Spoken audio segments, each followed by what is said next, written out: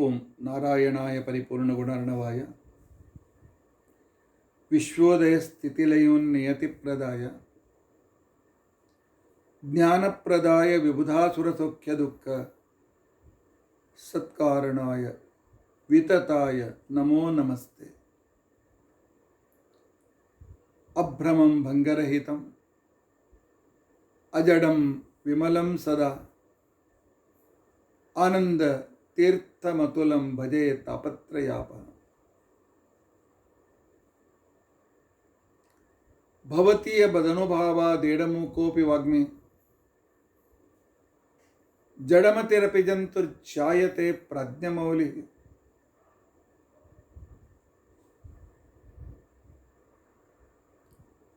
सकल वचन चेतो देवता भारती सा मम वचसे निधत्तां सन्निधिं मानसे च। अस्मद्गुरुसमारम्भां टीका कृत्पादमध्यगां श्रीमदाचार्यपर्यन्तां वन्दे गुरुपरम्परा।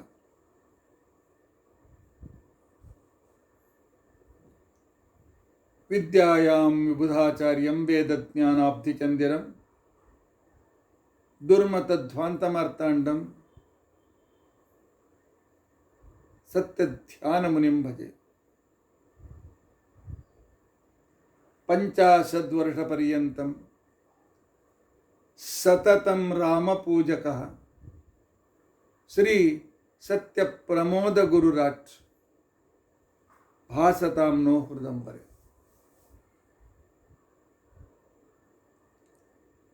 बन्धुस्त्वं गुरुरिष्टदैवतमिति त्वत्पादपङ्केरुहं प्राप्तं मां परिपालयेति सततं याचे निबद्धाञ्जलिः। चित्तं मत्गुणदोषचिन्तनविधौ नूनं मनं मा कृथाः। श्री सत्यात्मगुरो त्वदङ्घ्रियुगलं हित्वा न मे सद्गतिः।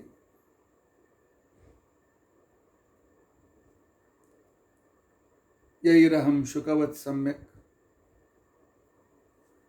शिक्षितोऽस्मि कृपालुभिः तान् वन्दे धेनुपाचार्यान् तत्त्वज्ञानार्थसिद्धये।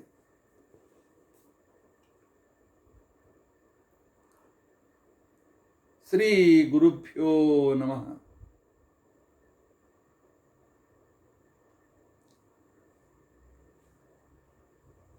हरि ओम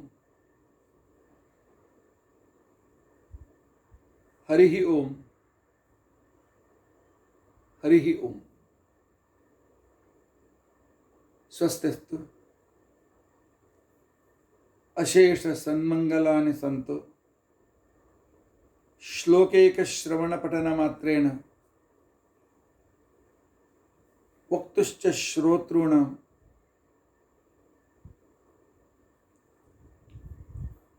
निखिल कलिकृत कल्मषापनोदनपटुतरे धर्मादि धर्माद्यखिल साधनीभूते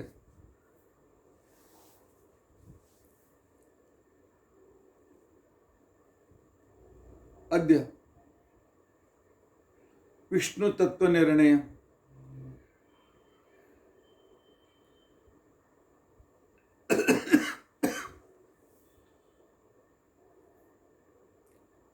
तथा भीमस्य आध्यात्मिक स्वरूप विवरणारंभे सति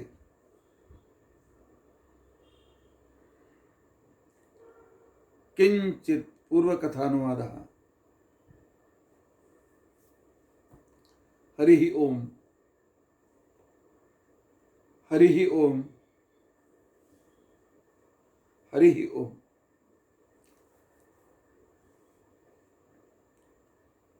ಸ್ವಸ್ತಿಸ್ತು ಅಸೇಢ ಸನ್ಮಂಗಲಾನಿ ಸಂತು. ಶ್ಲೋಕೈಕ ಶ್ರವಣ ಪಠನ ಮಾತ್ರೇಣ ಉತ್ಕೃಷ್ಟ ಶ್ರೋತೃಣ ನಿಖಿಲ ಕಲೀಕೃತ ಕಲ್ಮಶಾಪನೋದನ್ನು ಪಟುತ್ತಾರೆ. ಧರ್ಮಾದ್ಯಖಿಲ ಪುರುಷಾರ್ಥ ಸಾಧನೀಭೂತೆ ಅದ್ಯ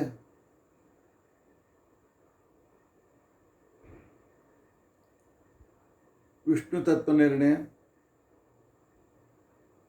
ಭೀಮಸೇನ ಅಧ್ಯಾತ್ಮ,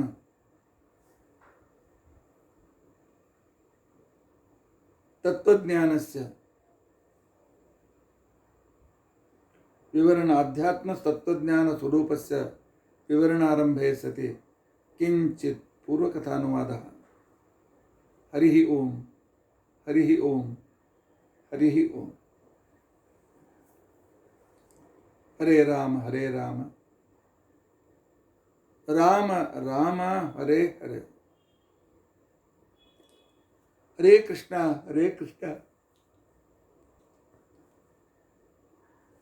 ಕೃಷ್ಣ ಕೃಷ್ಣ ಹರೇ ಹರೇ. ಹರೇ ರಾಮ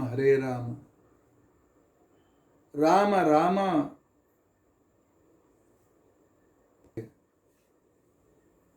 ಹರೇ ಕೃಷ್ಣ ಕೃಷ್ಣ ಕೃಷ್ಣ ಹರೇ ಹರೇ. ಶ್ರೀ ಗುರುಭ್ಯೋ ನಮಃ. ಹರಿ ಓಂ ಹರಿ ಓಂ ಹರಿ ಓಂ.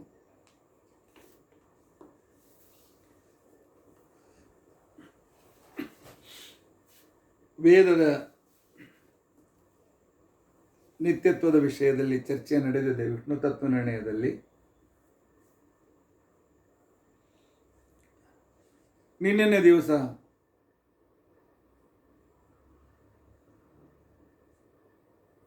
ವಿಜ್ಞಾನವಾದಿಗಳು ಎಂಬ ಬೌದ್ಧ ಮತವಾದಿಗಳು, ಶೂನ್ಯವಾದಿಗಳು ಅಂತನ್ನುವ ಬೌದ್ಧರು, ಅವರು ಹೇಳಿರ್ತಕ್ಕಂಥ ಕೆಲವು ವಿಚಾರಗಳನ್ನು ಅಲ್ಲಗಳೆಯುತ್ತಾ ನಿನ್ನೆ ಅವರಿಗೆ ನಾವು ಹೇಳಿದೆವು, ನೀವು ಕೂಡ ನಿಮ್ಮ ಸತ್ಯತ್ವಕ್ಕೋಸ್ಕರ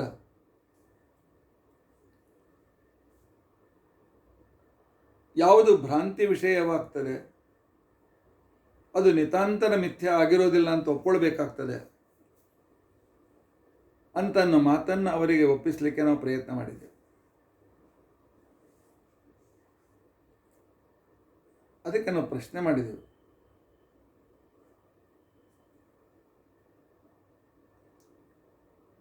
ಆರೋಪಿತವಾದ ರಜತವನ್ನು ನಿಮ್ಮ ಲಕ್ಷ್ಯದಲ್ಲಿ ಇಟ್ಟುಕೊಂಡು, ಆರೋಪಿತ ರಜತ ಅಂದರೆ ಈಗ ಉದಾಹರಣೆ ತಿಳ್ಕೊಳ್ಳಿ, ಕಪ್ಪೆ ಚಿಪ್ಪು ದೂರದಿಂದ ನೋಡಿ ಬೆಳ್ಳಿ ಅಂತ ತಿಳಿದುಕೊಂಡು ವ್ಯಕ್ತಿ ಅದರ ಹತ್ರ ಹೋಗ್ತಾನೆ. ಇಲ್ಲಿ ಅಧಿಷ್ಠಾನ ಅಂತ ತಿಳ್ಕೊಂಡಂತಂದರೆ ನಾವು ನೋಡಿದ ವಸ್ತು ಅದು ಅಧಿಷ್ಠಾನ, ಅದು ಕಪ್ಪೆ ಚಿಪ್ಪು ಶುಕ್ತಿಕಾ. ಆದರೆ ಅದರ ಬದಲಾಗಿ ಅದು ಇನ್ನೊಂದು ವಸ್ತು ಅಂತ ತಿಳ್ಕೊಂಡು ಅಂತೇಳಿ ನಾವೇನು ತಿಳಿದುಕೊಳ್ತೇವೆ, ಇನ್ನೊಂದು ವಸ್ತು ಯಾವುದೋ ವಸ್ತು ಅಂತ ತಿಳ್ಕೊಂಡಿರ್ತೇವೆ, ಅದು ಆರೋಪಿತ ವಸ್ತು. ಮೂಲ ವಸ್ತು ಅಧಿಷ್ಠಾನ, ಅದು ಆರೋಪಿತ. ಯಾವುದು ಆರೋಪಿತವಾಗ್ತದೆ ಅದು ಭ್ರಮಕ್ಕೆ ಕಾರಣವಾಗ್ತದೆ. ಇದು ಬೆಳ್ಳಿಯೋ ಶುಕ್ತಿಯೋ ಅಂತ ತಿಳ್ಕೊಂಡಂತೆ ಭ್ರಮಕ್ಕೆ ಕಾರಣವಾಗಿರ್ತಕ್ಕಂಥ ಸಂದರ್ಭದಲ್ಲಿ ಆರೋಪಿತವಾಗಿರ್ತಕ್ಕಂತಹ ಭ್ರಮಕ್ಕೆ ಕಾರಣವಾಗಿರ್ತಕ್ಕಂಥ ವಸ್ತು ಯಾವಾಗಲೂ ಸುಳ್ಳು ಇರ್ತದೆ, ಅಲ್ಲಿ ಬೆಳ್ಳಿ ಇಲ್ಲೇ ಬೇಲ್ಲ.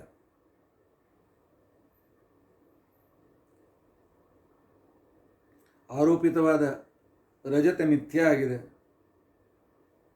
ಆದ್ದರಿಂದಾಗಿ ದಿಕ್ಕುಗಳು ಕೂಡ ಭ್ರಾಂತಿಗೆ ವಿಷಯವಾದುದರಿಂದ ಪೂರ್ವದ ದಿಕ್ಕಿನ ಮೇಲೆ ಇದು ಪಶ್ಚಿಮ ಅಂತನ್ನೋ ನನ್ನ ತಿಳುವಳಿಕೆ, ಇದು ಪಶ್ಚಿಮ ಇದು ಆರೋಪಿತವಾದಂತಹ ವಸ್ತು. ಆದರೆ ಅಲ್ಲಿರುವುದು ಪೂರ್ವ. ನಾನು ತಿಳಿದುಕೊಂಡದ್ದು ಇದು ಪಶ್ಚಿಮ ಇರಬಹುದು ಅಂತ ತಿಳಿದುಕೊಂಡದ್ದು ಇದಕ್ಕೆ ಆರೋಪ ಅಂತ ಕರೀತಾರೆ, ಆರೋಪಿತ ಅಂತ ಕರೀತಾರೆ. ಆರೋಪಿತವಾದದ್ದು ಮಿಥ್ಯಾ ಇರ್ತದೆ ಅಂತ ಅನ್ನೋದು ನಾನು ಒಪ್ಪಿಕೊಂಡಿದ್ದೇವೆ, ನೀನು ಒಪ್ಪಿಕೊಂಡಿದ್ದೀಯಾ, ಎಲ್ಲರೂ ಒಪ್ಪಿಕೊಂಡಿರ್ತಕ್ಕಂಥ ಮಾತು. ಅದನ್ನೇ ನೀನು ಪುನಃ ಹೇಳಿದರೆ ಶಾಸ್ತ್ರ ಆಗೋದಿಲ್ಲ. ಯಾಕಂದ್ರೆ ಶಾಸ್ತ್ರದಲ್ಲಿ ಒಂದು ಕನ್ಕ್ಲೂಷನ್ಗೆ ಬಂದದ್ದನ್ನು ಅದನ್ನು ರಿಪೀಟ್ ಮಾಡ್ತಾ ಹೋಗಬಾರ್ದು. ಅದಕ್ಕೆ ಸಿದ್ಧ ಸಾಧನ ಅಂತನ್ನುವ ದೋಷ ಬರ್ತದೆ. ಹಾಗಿಟ್ಕೊಂಡು ನಿನಗೆ ಸಿದ್ಧ ಸಾಧನ ದೋಷ ಬರ್ತದೆ. ಇಲ್ಲ, ಯಾವ ಮೂಲ ವಸ್ತು ಅದು ಭ್ರಾಂತಿಗೆ ಕಾರಣವಾಗ್ತದೆ. ಯಾಕೆ ಒಂದು ವಸ್ತು ಇದ್ದರೆ ಭ್ರಮ ಬರ್ತದೆ. ಭ್ರಾಂತಿಗೆ ಕಾರಣವಾದದ್ದರಿಂದಾಗಿ ಮೂಲ ವಸ್ತುವೇ ಮಿಥ್ಯಾ ಅಂತನ್ನುವ ನಿಮ್ಮ ಅಭಿಪ್ರಾಯ ಇದ್ದರೆ ಹಾಗಾದ್ರೆ ಹೌದು, ನಮ್ಮ ಅಭಿಪ್ರಾಯ ಆಗಿದೆ. ಹಾಗಿದ್ದರೆ ನಿಮ್ಮ ವಿಜ್ಞಾನ, ನಿಮ್ಮ ಶೂನ್ಯವಾದ ಇವುಗಳು ಸರಿಯೋ ತಪ್ಪು ಅಂತನ್ನುವ ವಿಷಯದಲ್ಲಿ ಭ್ರಮ ಇದೆ ಜಗತ್ತಲ್ಲಿ. ಈ ಭ್ರಮವನ್ನು ವೈಶೇಷಿಕರು ಈ ಭ್ರಾಂತಿಯನ್ನು ವ್ಯಕ್ತಪಡಿಸ್ತಾರೆ. ನಿಮ್ಮ ಪ್ರಕಾರ ವಿಜ್ಞಾನವಾದ ಮತ್ತು ವಾದ ಸತ್ಯ, ಯಾಕೆ ಅದನ್ನೇ ಪ್ರತಿಪಾದನೆ ಮಾಡ್ತೀರಿ. ಅವು ಭ್ರಮಕ್ಕೆ ವಿಷಯವಾದದರಿಂದಾಗಿ ಅವುಗಳು ಕೂಡ ಯಾಕೆ ಸುಳ್ಳಾಗಬಾರ್ದು ಅಂತನ್ನುವ ಅದಕ್ಕೆ ನಾವು ವಿಶೇಷವಾಗಿರ್ತಕ್ಕಂಥ ಒಂದು ದೋಷವನ್ನು ಅದಕ್ಕೆ ನಾವು ಕೊಡ್ತೇವೆ. ಇದಕ್ಕೆ ವಿಪರ್ಯಯದಲ್ಲಿ ಪರ್ಯವಸಾನ ಅಂತ ಹೇಳಿ ಅನ್ನೋ ಒಂದು ಕ್ರಮ ಹೇಳ್ತಾರೆ. ನೀವು ಮಾಡಿದ ಆರ್ಗ್ಯುಮೆಂಟು ನಿಮ್ಮ ಮತಕ್ಕೆ ಅದು ವಿಘ್ನಕಾರಿಯಾಗಿದೆ. ಆದ್ದರಿಂದಾಗಿ ಭ್ರಮಕ್ಕೆ ಅಧಿಷ್ಠಾನವಾದದ್ದು ಅಥವಾ ಯಾವುದು ಭ್ರಾಂತಿಗೆ ಅಧಿಷ್ಠಾನವಾಗ್ತದೆಯೋ ಅದು ಮಿಥ್ಯಾ ಅಂತ ತಿಳ್ಕೊಂಡಂತನ್ನುವ ನಿಮ್ಮ ಮಾತು ಸುಳ್ಳು. ನಾರಾಯಣರಾಯರನ್ನು ನೋಡಿ ನಾನು ವಾಸುದೇವರಾಯ ಅಂತ ತಿಳ್ಕೊಂಡಿದ್ದರೆ ವಾಸುದೇವರಾಯ ಅಂತ ಅಲ್ಲಿ ಎಲ್ಲವೆಲ್ಲ ಅದು ಮಿಥ್ಯಾನೇ. ಆದರೆ ನಾರಾಯಣರಾಯರು ವಾಸುದೇವರಾಯರು ಅಂತನ್ನೋ ಭ್ರಮಕ್ಕೆ ಅವರು ಕಾರಣರಾಗಿದ್ದಾರೆ. ಆದ್ದರಿಂದಾಗಿ ಅವರು ಮಿಥ್ಯಾ ಅಂತ ತಿಳ್ಕೊಂಡಂತಂದರೆ ಅದು ಅನುಭವ ವಿರುದ್ಧ. ಯಾಕೆಂದರೆ ಅಲ್ಲಿ ನಾರಾಯಣರ ಇದ್ದೇ ಇದ್ದಾರೆ, ಮೂಲಭೂತ ಅಂತ ವಾಸುದೇವರ ಇದ್ದೇ ಇದ್ದಾರೆ. ಆಗ ಅವರು ಹೇಳ್ತಾರೆ, ಇಲ್ಲ ಮತ್ತು ನಮಗೆ ಈ ರೀತಿಯಾಗಿರ್ತಕ್ಕಂಥ ಆಕ್ಷೇಪವನ್ನು ಕೊಡ್ತಾ ಇದ್ದೀರಿ, ಇದನ್ನು ನಮಗೆ ಸ್ವಲ್ಪ ತಿಳಿಸಿ ಹೇಳಿ. ಯಾಕೆ ಅಂತಂದರೆ ಈಗ ಸಾ ಇಯಂ ದಿಕ್ ಅಂತ ತಿಳ್ಕೊಂಡಂತನ್ನುವ ಮಾತು ಭ್ರಾಂತಿಗೆ ಭ್ರಮಕ್ಕೆ ಕಾರಣವಾಗಿದೆ. ದಿಕ್ಕು ಭ್ರಮಕ್ಕೆ ಕಾರಣವಾದ್ದರಿಂದ ದಿಕ್ಕು ಆಕಾಶ ಇವು ಮಿಥ್ಯಾ, ಇವು ಸುಳ್ಳು ಅಂತಿಕೊಂಡು ಹೇಳಿಕ್ಕೆ ಹೊರಟಿದ್ದಿದೆ. ಈ ವಿಷಯದಲ್ಲಿ 3 ರೀತಿಯಿಂದ ನಿಮಗೆ ನಾವು ಉತ್ತರ ಕೊಡ್ತೇವೆ.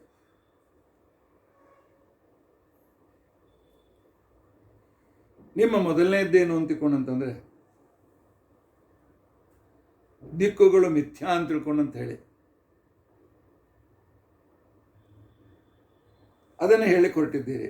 ಆದರೆ ದಿಕ್ಕು ಮಿಥ್ಯಾ ಅಂತನ್ನುವುದಕ್ಕೋಸ್ಕರ ದಿಕ್ಕಿನ ಸತ್ಯತ್ವದ ವಿಷಯದಲ್ಲಿ ಬಾಧಕವಾದ ಯಾವ ಪ್ರಮಾಣಗಳು ಇಲ್ಲ. ಇಲ್ಲಿವರೆಗೂ ಯಾರ್ಯಾರು ದಿಕ್ಕು ಅನಿತ್ಯ, ಮಿಥ್ಯ, ಭ್ರಾಂತಿ ಕಲ್ಪಿತ ಹೇಳಿಕ್ಕೆ ಹೊರಟಿದ್ದಾರೆ ಅವರೆಲ್ಲರೂ ನಾವು ಉತ್ತರ ಕೊಟ್ಟಿದ್ದರಿಂದಾಗಿ ಸೇಯಂ ದಿಕ್ ಅಂತಿಕೊಂಡಂತನ್ನುವ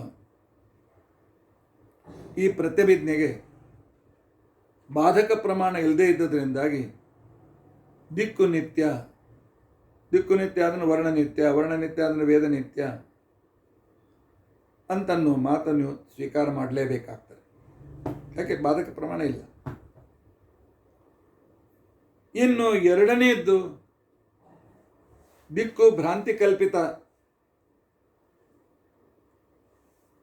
ಅಂತಿಕೊಂಡಂತ ಹೇಳಲಿಕ್ಕೆ ಹೊರಟು ಅದರ ನಿತ್ಯತ್ವವನ್ನು ನೀವು ನಿರಾಕರಣೆ ಮಾಡಲಿಕ್ಕೆ ಪ್ರಯತ್ನ ಮಾಡಿದ್ದೀರಿ. ಆದರೆ ಭ್ರಾಂತಿಗೆ ವಿಷಯವಾದದ್ದು ನಿಮ್ಮ ಶೂನ್ಯವೂ ಕೂಡ ಇದೆಯಲ್ಲ, ಶೂನ್ಯ ಸತ್ಯ ಅಂತ ಹೇಳ್ತೀರಿ, ಅದು ಕೂಡ ಭ್ರಾಂತಿಗೆ ವಿಷಯವಾಗಿದೆ.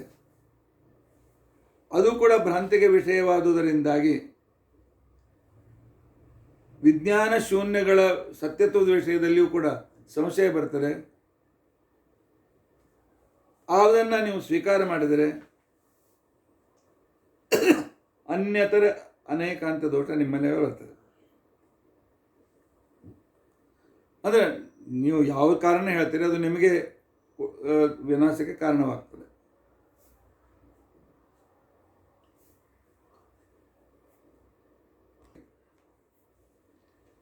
ವೃಕ್ಷ ಕುಟಾರ ನ್ಯಾಯ ಅಂತ ತಿಳ್ಕೊಂಡಂತೇಳಿ ಕರೀತಾರೆ. ನಾವು ಮಾಡುವ ಕೆಲಸವೇ ನಮ್ಮ ವಿನಾಶಕ್ಕೆ ಕಾರಣವಾದರೆ ಅದಕ್ಕೆ ವೃಕ್ಷ ಕುಟಾರ ನ್ಯಾಯ ಅಂತ ತಿಳ್ಕೊಂಡಂತೇಳಿ ಕರೀತಾರೆ. ಒಂದು ದಿವಸ ಕೊಡಲಿ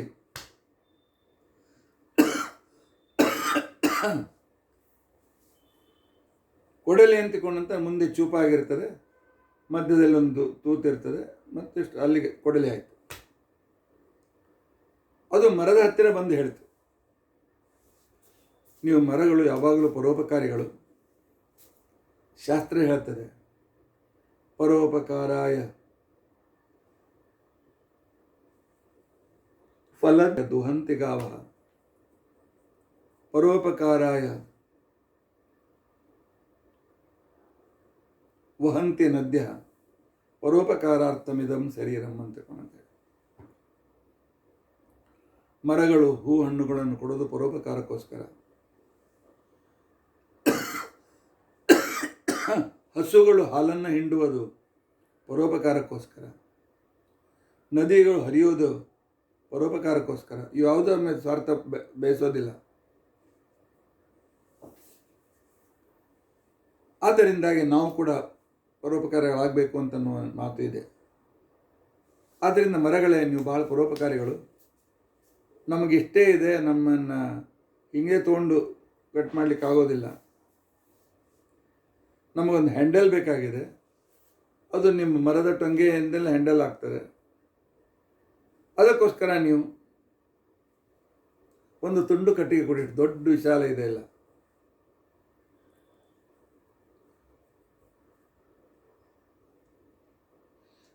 ಕೊಡಲಿಯ ಮಾತಿಗೆ ಮರುಳಾಗಿ ಮರ ಒಂದು ಟೊಂಗೆಯನ್ನು ಬೀಳಿಸಿತು. ಆದಾಗ ಕೊಡಲಿ ಅದನ್ನೇ ಹ್ಯಾಂಡ್ ಮಾಡಿಕೊಂಡು ಆ ಮರದ ಹ್ಯಾಂಡಿನಿಂದಲೇ ಆ ಯಾವ ಮರ ತನಗೆ ಮರ ಕೊಟ್ಟಿತ್ತು ಅದನ್ನು ಕತ್ತರಿಸಿ ಹಾಕಿತ್ತು.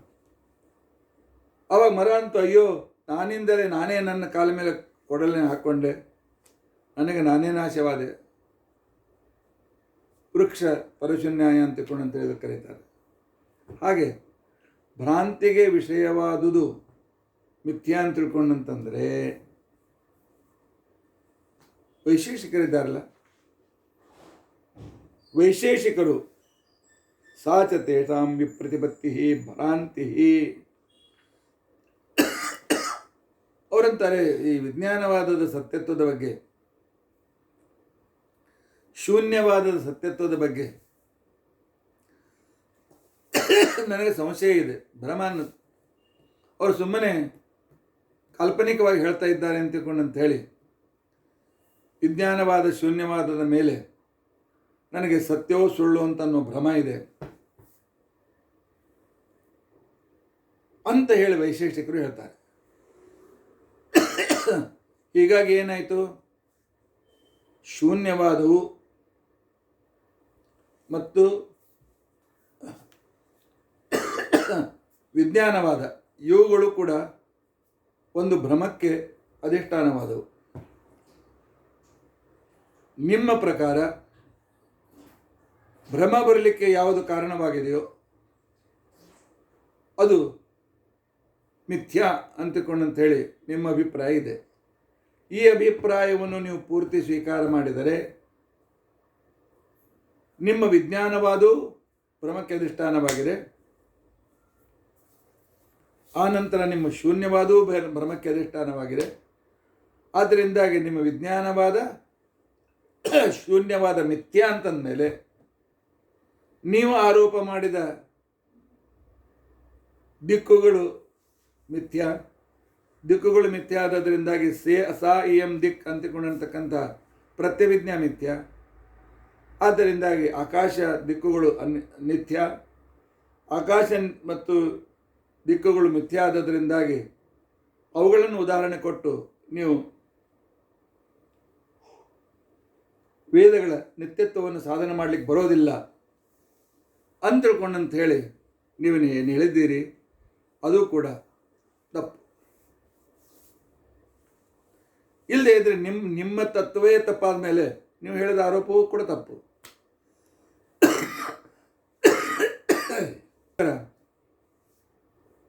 ನೀವು ಒಂದು ವಿಶಿಷ್ಟವಾಗಿರ್ತಕ್ಕಂಥ ಅನ್ಯತರ ಅನೈಕಾಂತಿಕ ಅಂತಿಕೊಂಡಂತನ್ನುವ ದೋಷಕ್ಕೆ ನಿಮ್ಮ ವಿಚಾರ ಸರಣಿ ಗುರಿಯಾಗ್ತದೆ.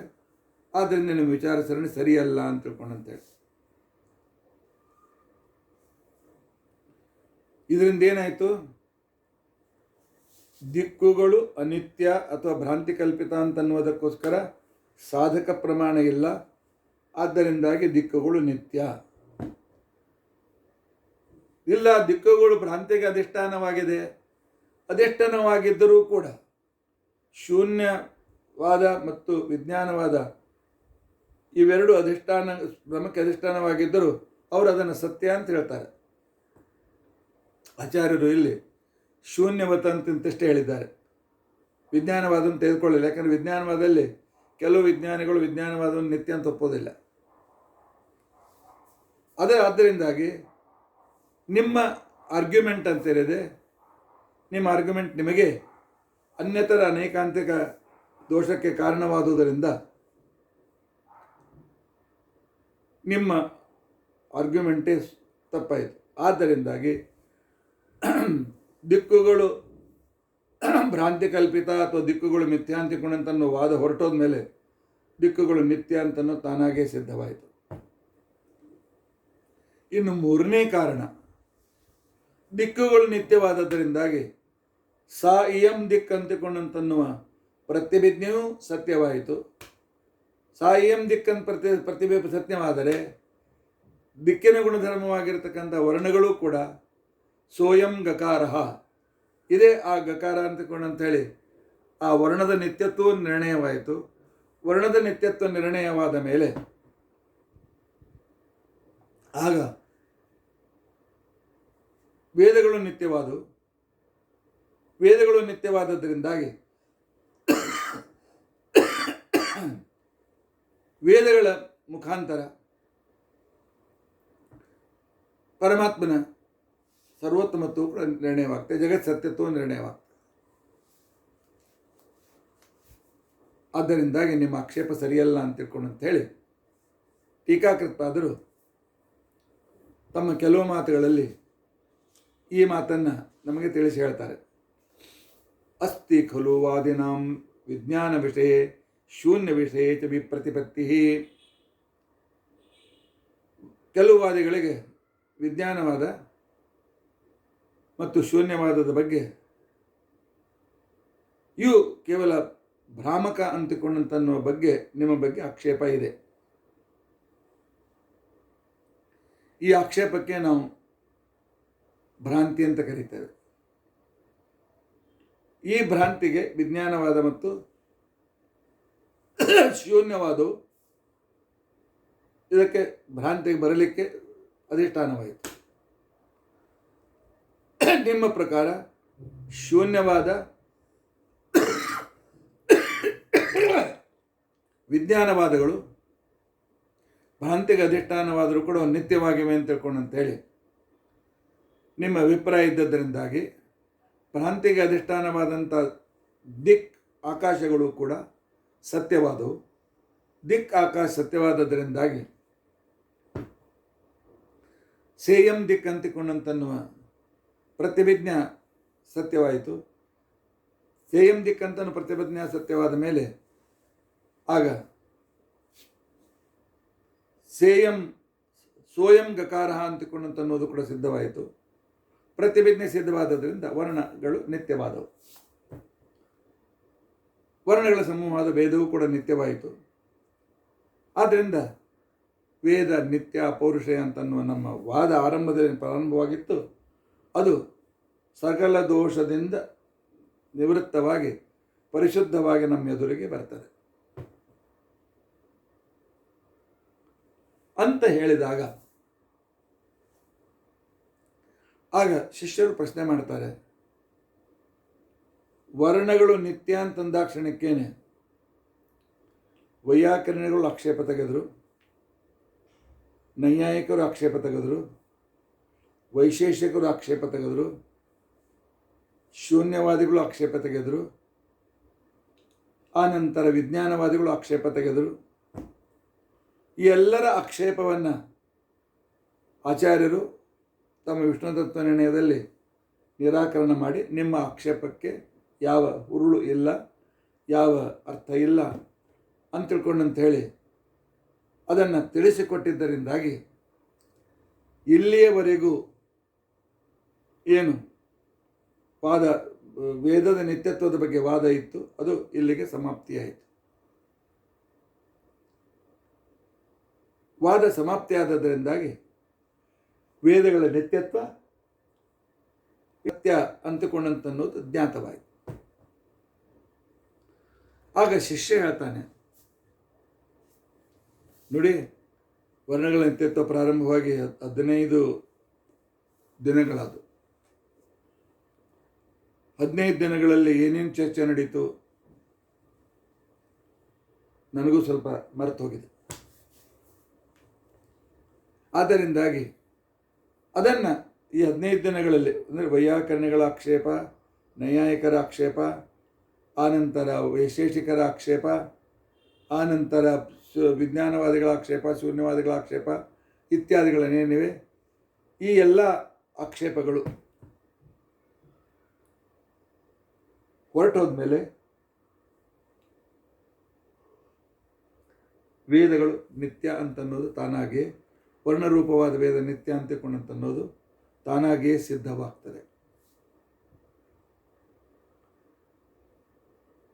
ಶಿಷ್ಯ ಹೇಳ್ತಾನೆ, ಸ್ವಲ್ಪ ಇದನ್ನು ವಿಸ್ತಾರವಾಗಿ ನಮಗೆ ತಿಳಿಸಿ ಹೇಳಲ್ಲ ಅಂತಕೊಂಡಂತಂದರೆ, ಆಯ್ತಪ್ಪ, ಇವತ್ತು ಸಮಯ ಆಗಿದೆ, ನಾಳೆ ಈ 15 ದಿನಗಳಲ್ಲಿ ಏನು ಚರ್ಚೆ ಆಯಿತು ಅದರ ಸಮರಿ, ಅದರ ಕನ್ಕ್ಲೂಷನ್ ನಾವು ನಾಳಿನ ದಿವಸ ಕೇಳಿ ತಿಳಿದುಕೊಳ್ಳೋದಕ್ಕೋಸ್ಕರ ಪ್ರಯತ್ನಿಸೋಣ. ಎಷ್ಟು ಸೂಕ್ಷ್ಮವಾದ ವಿಚಾರಗಳನ್ನು ಟೀಕಾಕೃತಪಾದರು ಹೇಳಿದ್ದಾರೆ. ಶ್ರೀಮದಾಚಾರ್ಯರು ಕೂಡ ತಮ್ಮ ಆ ಗ್ರಂಥದ ರಚನೆಯನ್ನು ಕೂಡ ಮಾಡಿದ್ದಾರೆ. ಅದರ ಮುಖಾಂತರ ವೇದದ ನಿತ್ಯತ್ವ ನಿರ್ಣಯವಾಗುತ್ತದೆ.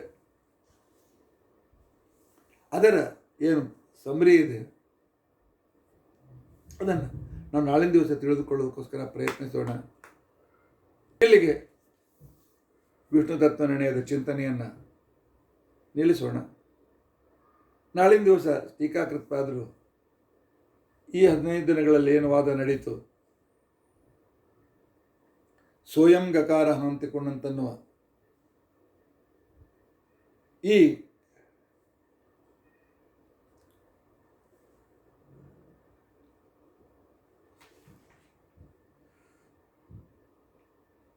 ಇದಂ ಅಂತನ್ನುವ ಪ್ರತ್ಯಭಿಜ್ಞ ಇದು ಸರಿಯಿದೆ, ಪ್ರತ್ಯಭಿಜ್ಞೆ ಭ್ರಾಂತಿಗೆ ಕಾರಣವಲ್ಲ ಅಂತಕೊಂಡಂತನ್ನೋದನ್ನು ಟೀಕಾಕೃತಪಾದರು ಬಹಳ ಸುಂದರವಾಗಿ ಶ್ರೀಮದಾಚಾರ್ಯರ ಅಭಿಪ್ರಾಯವನ್ನಿಟ್ಟುಕೊಂಡು ಅದನ್ನು ಹೇಳಿದ್ದಾರೆ. ಅದರ ಸಮರಿಯನ್ನು ಕೂಡ ಟೀಕಾಕೃತವಾದರು ತಮ್ಮ ಗ್ರಂಥದಲ್ಲಿ ಹೇಳಿದ್ದರಿಂದಾಗಿ ಅದನ್ನು ನಾವು ಸಂಗ್ರಹ ಮಾಡಿ ನಾಳಿನ ದಿವಸವನ್ನು ತಿಳಿದುಕೊಳ್ಳೋಕ್ಕೋಸ್ಕರ ಪ್ರಯತ್ನಿಸೋಣ. ಇನ್ನು ವಿಷ್ಣು ತತ್ವಜ್ಞಾನದ ಚರ್ಚೆಯನ್ನು ಕೇಳಿದ್ದೀರಿ. ವಿಷಯಗಳು ರಿಪೀಟ್ ಆದ್ದರಿಂದ ನಿಮಗೆ ಬೇಕಾದ ತಿಳುವಳಿಕೆ ಆಗಿದೆ ಅಂತ ನಂಬಿದ್ದೇನೆ. ನಮ್ಮ ಶ್ರೀಮದಾಚಾರ್ಯರು ಟೀಕಾಕೃತ್ಪಾದರು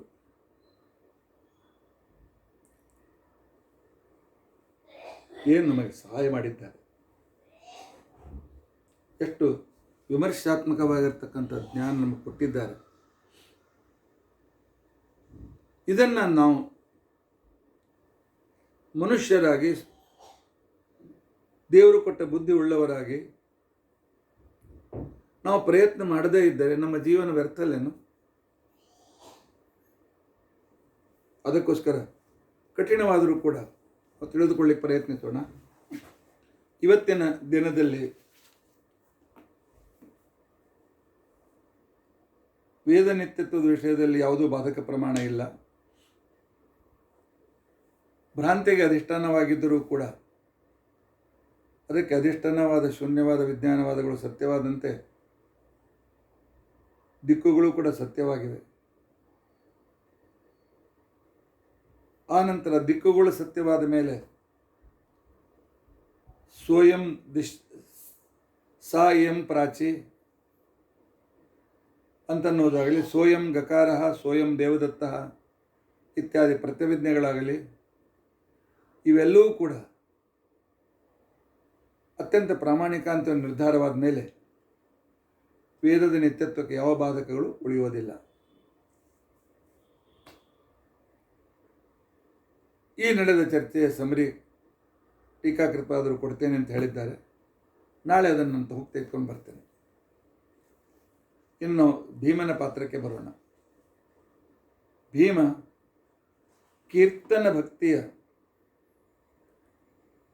ಪ್ರತಿನಿಧಿ, ಅಂದರೆ ಶಾಸ್ತ್ರದನ್ನು ಪ್ರತಿಪಾದನೆ ಮಾಡುವ ಏನೊಂದು ಭಕ್ತಿಯ ಕ್ರಮ ಇದೆ, ಈ ಭಕ್ತಿಯ ಕ್ರಮಕ್ಕೆ ಭೀಮಸೇನ ಅದರ ಸಾಕ್ಷಾತ್ ಪ್ರತಿನಿಧಿ ರೂಪವಾಗಿರ್ತಕ್ಕಂಥ ಜೀವಂತ ಪ್ರತಿಮೆ ಅಂತ ಅನ್ನೋ ವಿಚಾರ ಹೇಳ್ತಾ ಬಂದಿದ್ದೆ. ಇಲ್ಲಿ ಪ್ರಶ್ನೆ ಮಾಡ್ತಾನೆ, ಅಧ್ಯಯನ ಅಧ್ಯಾಪನ, ಯಜನ ಯಾಜನ,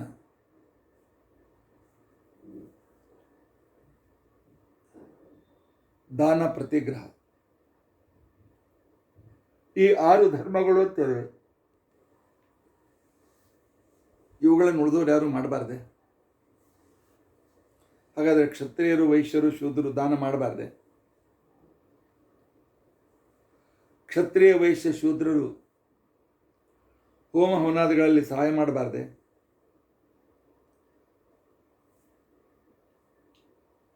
ಮಾಡಬಾರ್ದೆ? ಹಾಗಾದರೆ ಸಮಾಜದಲ್ಲಿ ಇದೊಂದು ಪಾರ್ಸಾಲಿಟಿ ಆಗಲಿಲ್ಲೇನು ಅಂತ ಆಧುನಿಕ ವ್ಯಕ್ತಿ ಪ್ರಶ್ನೆ ಮಾಡಿದಾಗ ಆಚಾರ್ಯರು ಒಂದು ಅದ್ಭುತವಾಗಿರ್ತಕ್ಕಂಥ ನಿರ್ಣಯವನ್ನು ಕೊಡ್ತಾರೆ. ಮನುಷ್ಯ ಮೊದಲು ಜೀವಿತ ಇರಬೇಕು. ತಾನು ಜೀವಿತ ಇರಬೇಕಾದದ್ದಕ್ಕೋಸ್ಕರ ಬೇಕಾದ ಸಾಧನ ಸಲಕರಣೆಗಳನ್ನು ಅವನು ತೆಗೆದುಕೊಂಡರೆ ಏನೂ ತಪ್ಪಿಲ್ಲ.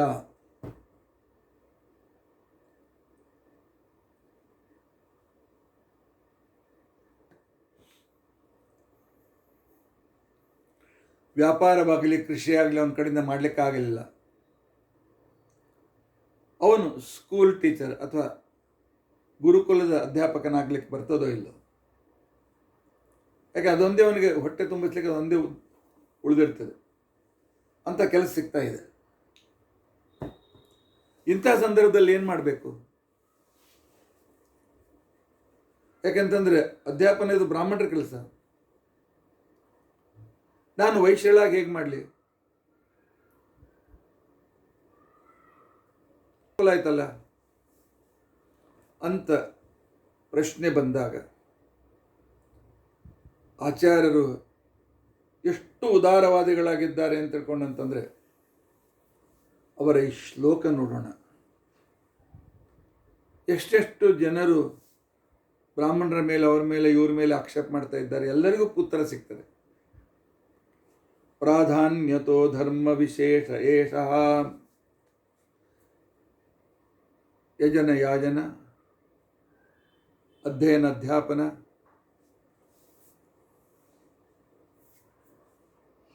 ಪ್ರತಿಗ್ರಹ ಇವು ಬ್ರಾಹ್ಮಣ ಧರ್ಮಗಳಾದವು.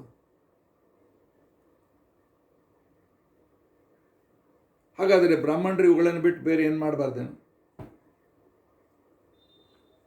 ಹಾಗೆ ಪರಶುರಾಮ ದೇವರು ಏಕೆ ಕ್ಷತ್ರಿಯ ಧರ್ಮವನ್ನು ಪರಿಪಾಲನೆ ಮಾಡಿದರು?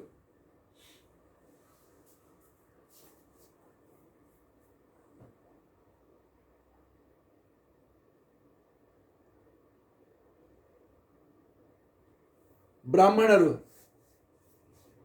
ಅಂಗಡಿಯನ್ನಿಟ್ಟುಕೊಂಡು ವ್ಯಾಪಾರ ಮಾಡಿದ ಉದಾಹರಣೆಗಳು ಕೂಡ ಸಿಗ್ತವೆ.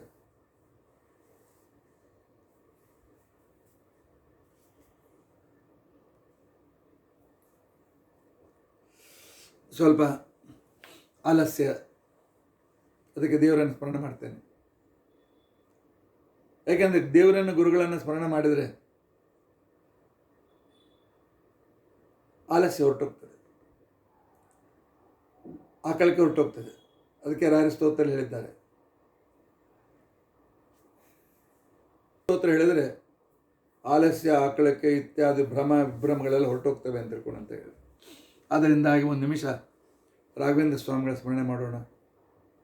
ಪೂಜ್ಯಾಯ ರಾಘವೇಂದ್ರಾಯ ಸತ್ಯಧರ್ಮರತಾಯ ಚ ಭಜತಾಂ ಕಲ್ಪವೃಕ್ಷಾಯ ನಮತಾಂ ಕಾಮಧೇನು. ಯುದ್ಧ ಮಾಡೋದು ಕ್ಷತ್ರಿಯ ಧರ್ಮ ಆಗಿದ್ದರೆ ಪರಶುರಾಮ ದೇವರು ಅದನ್ನು ಯಾಕೆ ಸ್ವೀಕಾರ ಮಾಡಿದರು?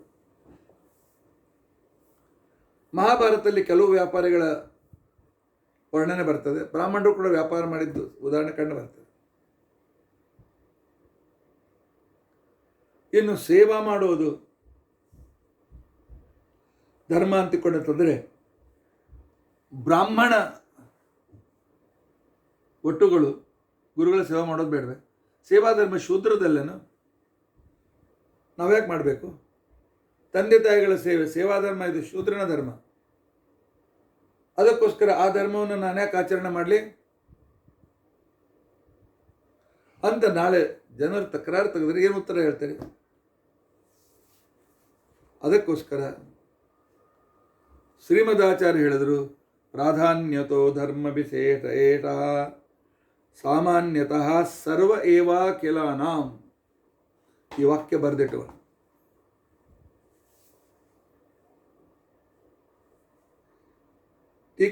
ಭೀಮಸೇನ ದೇವರು ಧರ್ಮರಾಜನಿಗೆ ಹೇಳ್ತಾ ಇದ್ದಾರೆ, ನೋಡಪ್ಪ, ಅಧ್ಯಯನ ಅಧ್ಯಾಪನ, ಯಜನ ಯಾಜನ, ದಾನ ಪ್ರತಿಗ್ರಹ ಇವು ಬ್ರಾಹ್ಮಣರಿಗೆ ಪ್ರಮುಖ ಧರ್ಮ ಅಂತ ಹೇಳಿದ್ದಾರೆ. ಹೊರತು ಉಳಿದ ಯುದ್ಧಾದಿಗಳನ್ನಾಗಲಿ ವ್ಯಾಪಾರವನ್ನಾಗಲಿ ಮಾಡಬೇಡ ಅಂತೇಳಿ ನಮ್ಮ ಅಭಿಪ್ರಾಯವಲ್ಲ. ಇವು 6 ಮುಖ್ಯವಾದದ್ದು. ಇವುಗಳನ್ನು ಮಾಡಲಿಕ್ಕಾದರೆ ಇವುಗಳನ್ನೇ ಮಾಡಿ, ನಿಮಗೆ ಬಹಳ ಸಹಾಯಕವಾಗ್ತದೆ. ಆದರೆ ಇದನ್ನು ಬಿಟ್ಟು ದುಷ್ಟರು ಹೆಚ್ಚಾದಾಗ ನನ್ನ ಕುಟುಂಬ ರಕ್ಷಣೆಗೆ ನಾನು ಕೈಯಲ್ಲಿ ಪಿಸ್ತೂಲ್ ತೆಗೆದುಕೊಂಡು ಶತ್ರುಗಳನ್ನು ಹೊಡೆದರೂ ಕೂಡ ಅದು ಕ್ಷತ್ರ ಧರ್ಮ, ಏನು ತಪ್ಪಿಲ್ಲ. ಆತ್ಮರಕ್ಷಣೆಯ ಸಂದರ್ಭದಲ್ಲಿ, ಸಂಕಟದ ಸಂದರ್ಭದಲ್ಲಿ ದ್ರೋಣಾಚಾರ್ಯ ವಿದ್ಯೆಯನ್ನು ಕಲಿತರು, ಶಸ್ತ್ರಾಸ್ತ್ರ ವಿದ್ಯೆಯನ್ನು ಕಲಿತರು. ಆದರೆ ಲೋಟ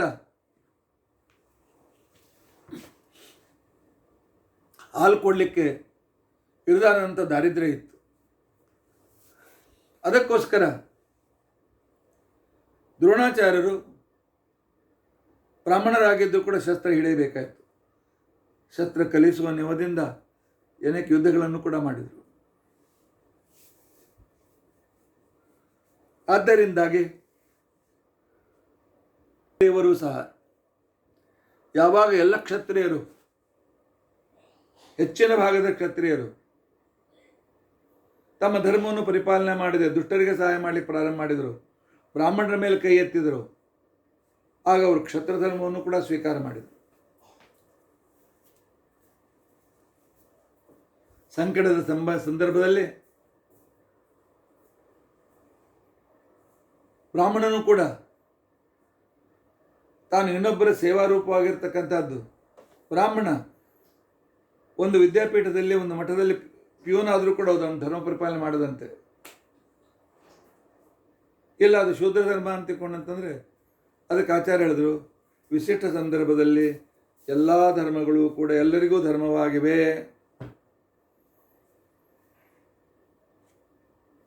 ಯಾಕೆ?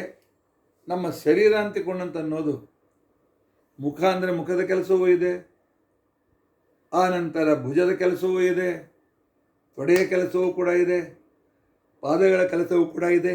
ಪ್ರತಿಯೊಬ್ಬರು ಪ್ರತಿಯೊಂದನ್ನು ಮಾಡಲಿಕ್ಕೆ ಅವ್ರಿಗೆ ಅನುಮತಿ ಇದೆ. ಎಂಥ ಉದಾರವಾಗಿರ್ತಕ್ಕಂಥದ್ದು. ಇಲ್ಲ, ಎಕ್ಸ್ಪ್ಲಾಯ್ಟೇಷನ್ ಮಾಡ್ತಾರೆ, ನಮಗೆ ಕಲಿಸೋ ವಿದ್ಯೆ ಬೇಡ ಅಂತಂತಾರೆ. ಸಂಕಟದ ಸಮಯದಲ್ಲಿ ಶೂದ್ರನೂ ಸಹ ಉಪದೇಶಕನಾಗಬಹುದು. ಆದರೆ ಅದು ಆಪತ್ಕಾಲ ಇರಬೇಕು, ನೆನಪಿಟ್ಕೊಳ್ಳಿ. ಅದೇ ರೀತಿಯಾಗಿ ಸೂತರು ಇದೊಂದು ವೈಶ್ಯ ಜಾತಿ ಇದ್ದಂತೆ, ಅದಕ್ಕೆ ಸ್ವಲ್ಪ ಕೆಳಗೆ ಬರ್ಬೋದು. ಆದರೆ ಅವರು ಪೌರಾಣಿಕ ವೃತ್ತಿಯನ್ನು ಸ್ವೀಕಾರ ಮಾಡಿದಾಗ ಶೌನಕಾದ ಋಷಿಗಳ, ಯಾಕೆ ದೇವತೆಗಳು ಕೂಡ ಅವರ ಪುರಾಣವನ್ನು ಕೇಳಲಿಕ್ಕೆ ಬರ್ತಿದ್ರು. ಧರ್ಮಾಶ್ರಮ ಬಿಟ್ರಲ್ಲ ಅಂತಕೊಂಡಂತಂದ್ರೆ ಇಲ್ಲ. ವಿಶಿಷ್ಟ ಸಂದರ್ಭದಲ್ಲಿ ತನಗೂ ತನ್ನ ಲೋಕಕ್ಕೂ ಉಪಕಾರ ಮಾಡಬೇಕಾದಾಗ ತನ್ನತ್ರ ಇರುವ ಯಾವುದೇ ತರಹದ ವೇಪನ್ ಅವನ ಆತ್ಮರಕ್ಷಣೆಗೋಸ್ಕರ ಉಪಯೋಗಿಸಲು ಬ್ರಾಹ್ಮಣನಿಗೂ ಅನುಮತಿ ಇದೆ. ಅದೇ ರೀತಿ ಕ್ಷತ್ರಿಯನಿಗೂ ಕೂಡ ಯಾವುದೋ ರೀತಿಯಿಂದ ತನಗೆ ಬಾಹುಬಲ ಬರಲಿಲ್ಲ ಅಂತ ತಿಳ್ಕೊಂಡಂತಂದರೆ ಆಗ ಕ್ಷತ್ರಿಯನೂ ಕೂಡ ಯಜ್ಞವನ್ನು ಮಾಡಿಸ್ಬೋದು. ಕ್ಷತ್ರಿಯನೂ ಕೂಡ ಸಣ್ಣ ರಾಜರ ಸೇವೆ ಮಾಡಿ ಸ್ವಲ್ಪ ಸಂಬಳವನ್ನು ಗಳಿಸ್ತಕ್ಕಂಥ ನೌಕರಿಯನ್ನು ಮಾಡಬಹುದು. ಆದ್ದರಿಂದಾಗಿ ಎಲ್ಲ ಧರ್ಮಗಳನ್ನು ಎಲ್ಲ ಧರ್ಮಗಳದವರು ಕೂಡ ವಿಶಿಷ್ಟ ಕಾಲದಲ್ಲಿ ತಮಗೆ ಹೇಳಿದ ಧರ್ಮ ಅದು ಪ್ರಮುಖವಾದದ್ದು. ಆ ನಂತರ ಇನ್ನೊಬ್ಬರ ಧರ್ಮ ಇದು ಆಪತ್ಕಾಲದಲ್ಲಿ ಸ್ವೀಕಾರ ಮಾಡತಕ್ಕಂಥದ್ದು. ಆ ನಂತರ ಅದಕ್ಕೆ ಪ್ರಾಯಶ್ಚಿತ್ತಾದಿಗಳನ್ನು ಕೂಡ ಶಾಸ್ತ್ರ ಹೇಳಿದೆ. ವರ್ಣಾಶ್ರಮ ಧರ್ಮವನ್ನು ಸರಿಯಾದ ರೀತಿಯಲ್ಲಿ ಸರಿಯಾದ ಕ್ರಮದಲ್ಲಿ ಮನೆಯಲ್ಲಿ ಮಾಡೋದು ಬೇರೆ, ಉಪಜೀವನ ಬೇರೆ ಅಂತ ಸಂದರ್ಭದಲ್ಲಿ ದೊಡ್ಡ ಧರ್ಮ ಸಂಕಟ ಇರ್ತಾರೆ. ಅದಕ್ಕೋಸ್ಕರ ಪರಮಾತ್ಮ ಹೇಳ್ತಾನೆ, ಆಪತ್ಕಾಲದಲ್ಲಿ ಆ ಉಪಜೀವನಕ್ಕೋಸ್ಕರ ಆ ವಿಶಿಷ್ಟವಾಗಿರ್ತಕ್ಕಂತಹ ವರ್ಣಧರ್ಮಗಳನ್ನು ಸ್ವೀಕಾರ ಮಾಡಲಿಕ್ಕೆ ಅಡ್ಡಿ ಇಲ್ಲ ಅಂತ ತಿಳ್ಕೊಂಡು ಹೇಳ್ತಾರೆ. ಇನ್ನು ಶೂದ್ರನಿಗೂ ಕೂಡ ಸಂದರ್ಭ ಬಂದಾಗ ಯಜ್ಞಕ್ಕೆ ಬೇಕಾದ ಅನುಕೂಲತೆ ಮಾಡಿಕೊಡ್ಲಿ. ಯಜ್ಞಕ್ಕಿಂತ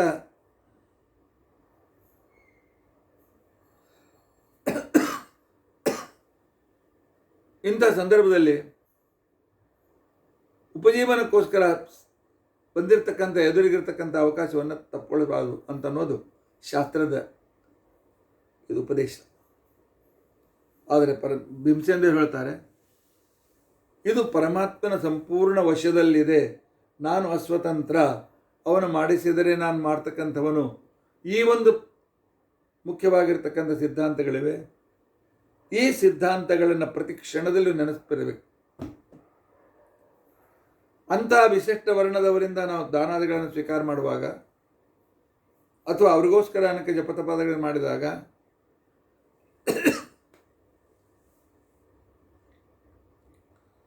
ಆಪತ್ಕಾಲದಲ್ಲಿ ಎಲ್ಲ ವರ್ಣದವರು ಕೂಡ ಆ ಧರ್ಮವನ್ನು ಸ್ವೀಕರಿಸಬಹುದು ಅಂತ ಹೇಳಿದ್ದಾರೆ. ಆದ್ದರಿಂದಾಗಿ ಪರಶುರಾಮದೇವರು ಕ್ಷತ್ರಿಯ ಧರ್ಮವನ್ನು ಸ್ವೀಕರಿಸಿದ್ದಾಗಲಿ, ದ್ರೋಣಾಚಾರ್ಯ ಕ್ಷತ್ರಿಯ ಧರ್ಮ ಸ್ವೀಕರಿಸಿದ್ದಾಗಲಿ ಅಂತ ಬಹಳ ದೊಡ್ಡ ತಪ್ಪೇನಾಗಲಿಲ್ಲ. ಸಮಾಜ ಅದನ್ನು ಸ್ವೀಕಾರ ಮಾಡ್ತು.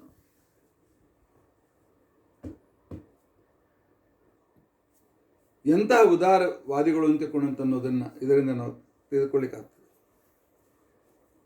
ಜಪತಪಗಳು ಬ್ರಾಹ್ಮಣ ಧರ್ಮವಾಗಿದ್ದರೂ ಕೂಡ ಜಪತಪಗಳನ್ನು ಮಾಡಲಿಕ್ಕೆ ಎಲ್ಲ ವರ್ಣದವರಿಗೂ ಅಧಿಕಾರ ಇದೆ. ಇಷ್ಟೇ ವೇದ ಮಂತ್ರ ಅಧಿಕಾರ ಸೀಮಿತವಾಗಿದೆ. ಪರಮಾತ್ಮನ ನಾಮದ ಜಪಕ್ಕೆ ಯಾವುದೇ ರೀತಿಯಾಗಿರ್ತಕ್ಕಂಥ ಅಡ್ಡಿ ಎಲ್ಲರಿಗೂ ಇಲ್ಲ. ಎಲ್ಲರಿಗೂ ಅದು ಅತ್ಯಂತ ಸ್ವೀಕಾರ್ಯವಾಗಿದೆ. ಬಾಹ್ಯ ಕೆಲಸ ಬ್ರಾಹ್ಮಣರದು, ಕೈ ಕೆಲಸ ಅಂತಲೂ ಸಾಂಕೇತಿಕ. ಸಂಪೂರ್ಣ ಶರೀರ ತೆಗೆದುಕೊಂಡಾಗ ಎಲ್ಲ ಅವಯವಗಳು ನಮ್ಮಲ್ಲಿವೆ. ಆದ್ದರಿಂದ ಎಲ್ಲ ಅವಯವಗಳ ಕಾರ್ಯವನ್ನು ಕೂಡ ನಾವು ಮಾಡೋದಕ್ಕೋಸ್ಕರ ಯಾವುದೇ ಸಂಶಯ ಪಡುವ ಕಾರಣವಿಲ್ಲ.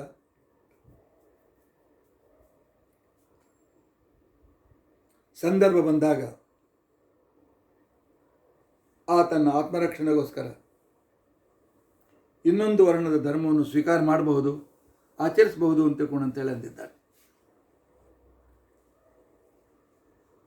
ಇದು ಹೇಳಿದ್ದು ಆಪತ್ ಕಾಲದಲ್ಲಿ ಅಂತನು.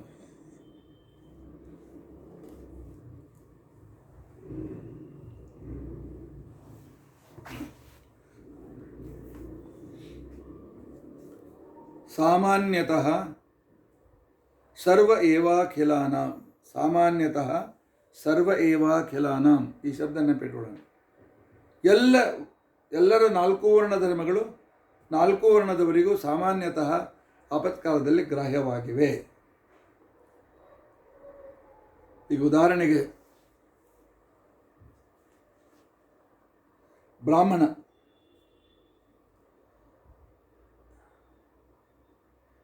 ತನ್ನ ಗೋಗಳ ರಕ್ಷಣೆಗೋಸ್ಕರ, ತನ್ನ ಯಜ್ಞಶಾಲೆ ರಕ್ಷಣೆಗೋಸ್ಕರ ತಾನು ತನ್ನ ಕೈಯಲ್ಲಿ ಆಯುಧವನ್ನು ಇಟ್ಕೊಳ್ಬೇಕು.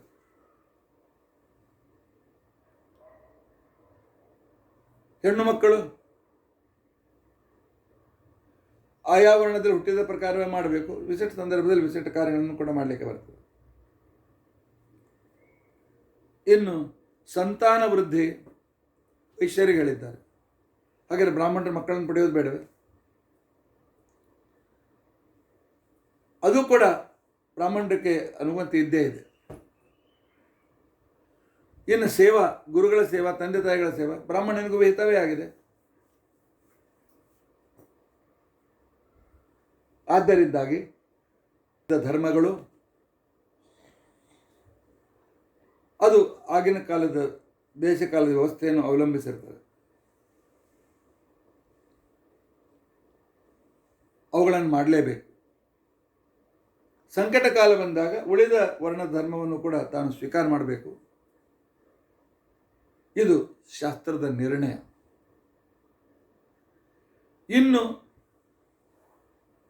ಈಗ ನಾವು ಕೂಡ ಕ್ಷತ್ರಿಯರು ಭಿಕ್ಷೆ ಬೇಡಬಾರದು. ಈಗ ನಾವು ಕಾಡಿನಲ್ಲಿ ಒಂದು ಭಿಕ್ಷೆ ಬೇಡ್ತಾ ಇದ್ದೇವಲ್ಲ, ಆಪತ್ ಪ್ರಸಂಗ.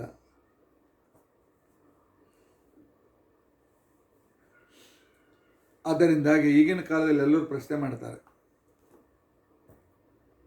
ಆಚಾರ್ಯರೇ, ನಾವು ಬ್ರಾಹ್ಮಣರು, ಹಿಂದೂಗಳು, ನಾವು ಹೇಗೆ ಇನ್ನೊಬ್ಬರನ್ನ ಕೊಲ್ಲಿಕ್ಕಾಗ್ತದೆ?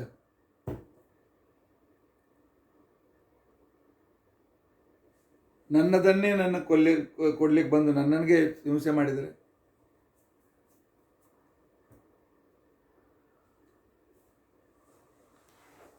ಅಂತಂದಾಗ ಆ ಕಾಲದಲ್ಲಿ ಆಗ್ತದೆ. ಆ ಕಾಲಕ್ಕೆ ಇಲ್ಲ. ನಿಮ್ಮ ಆತ್ಮರಕ್ಷಣೆಗೋಸ್ಕರ ಇವತ್ತಿನ ಬ್ರಾಹ್ಮಣರೂ ಕೂಡ ಏನಿದ್ದೀರಿ, ಯೋಗಾಭ್ಯಾಸ ಮಾಡಿರಿ, ಫಿಸಿಕಲ್ ಫಿಟ್ನೆಸ್ಸನ್ನು ಸಂಪಾದನೆ ತಂದುಕೊಳ್ಳಿ. ಸಂದರ್ಭ ಬಂದರೆ ಸೈನ್ಯದಲ್ಲೂ ಸೇರಿ.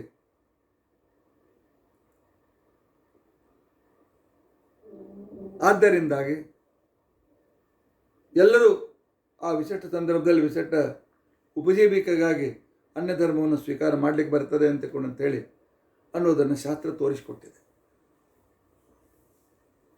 ಆತ್ಮರಕ್ಷಣೆಗೆ ಕ್ಷತ್ರಿಯನಂತೆ ಖಡ್ಗ ಕೈಯಲ್ಲಿ ಹಿಡಿಯೋದು, ವೈಶ್ಯನಂತೆ ಸಂತಾನ ಅಭಿವೃದ್ಧಿ ಮಾಡೋದು ಅಥವಾ ಹೊಲಗಳನ್ನು ಇಟ್ಟುಕೊಂಡು ಅದನ್ನು ಆಳುಕಾಳುಗಳಿಂದ ನಡೆಸೋದು, ಆ ನಂತರ ಗುರು ತಂದೆ ತಾಯಿಗಳ ಸೇವೆ ಇವುಗಳನ್ನು ತಪ್ಪದೆ ಪ್ರತಿಯೊಬ್ಬರು ಮಾಡಲೇಬೇಕು.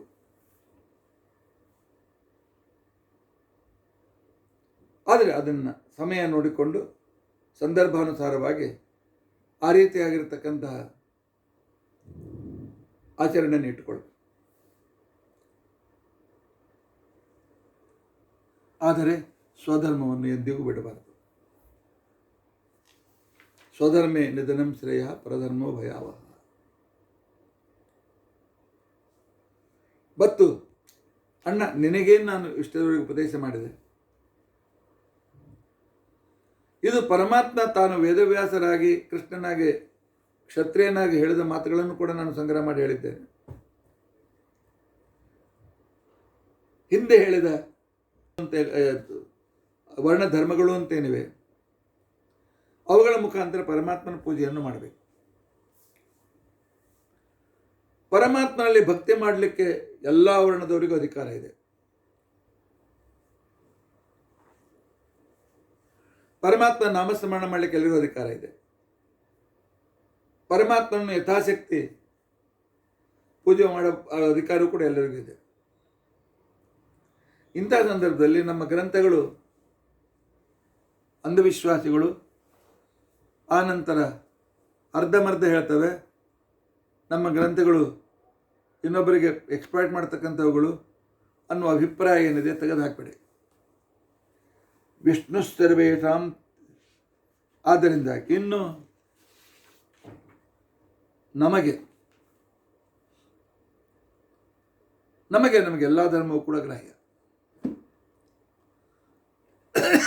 ನಮ್ಮ ದೇವತೆಗಳಲ್ಲಿಯೂ ಕೂಡ ಏನು ಹೇಳ್ತಾ ಇದ್ದಾನೆ, ನೀನು ದೇವತಾಂಶ ಸಂಭೂತ, ನಾನು ದೇವತಾಂಶ ಸಂಭೂತ, ದ್ರೌಪದಿಯು ದೇವಾಂಶ ಸಂಭೂತಳು.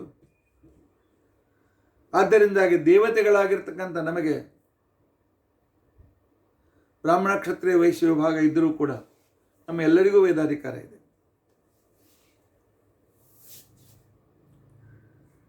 ನಮಗೆ ಎಲ್ಲ ವರ್ಣ ಧರ್ಮವನ್ನು ಮಾಡುವ ಪೂರ್ಣಾಧಿಕಾರ ನಮಗಿದೆ.